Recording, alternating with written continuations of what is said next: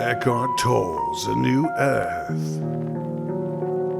Page 154. That's page 154.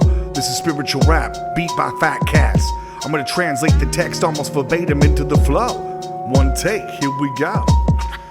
I'm noticing the gaps throughout the day. They're continuously changing in the succession of the things that you see and hear. The first moment of seeing something that you hear and then be the sound.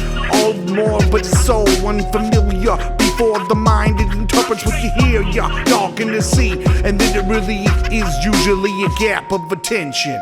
A gap of alert attention is which the perception occurs. This is the inner dimension, the space. The duration differs from the person to the person. Easily it was missed because many people in those spaces extremely short because of it being just a second or less. It is what it is, so I guess again, a new sight, a new sound arises. Thoughts of the moment of perception, there is a brief sensation. A habitual stream of thinking, consciousness diverted away, but thinking that it might be because it is required a sense of perception. Virtually be the sight or the sound. Leave me speechless. Inside to say, no longer be believing that I need to bring a longer gap of frequency that surpass any duration of the space or dimension of the determination, ability to enjoy life in a connectedness with the human beings. Well, that's the nature. It also determines to the degree you are perfect, free of ego.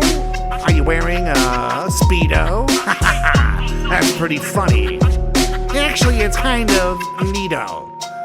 Because your ego implies that you're gonna be completed, but unawareness of the dimension of space and time become the consciousness of a brief space that happen all natural, like the wavelength of your mind lengthening. Now you have to do what they're gonna be saying. Your experience will increase the frequency of joy through perceiving. Then you could have the little interface of the interfering thinking all around you. You could just feel so fresh and clean. New and alive, you're fresh on the scene. Perceiving like your life could be mental on the screen. An abstraction, conceptualizing more than just aliveness. You're a flight going back round with the world you'll become. You'll lose yourself, find yourself like it was the moon and the sun. The inner space arises. Whenever you go, you need to emphasize this.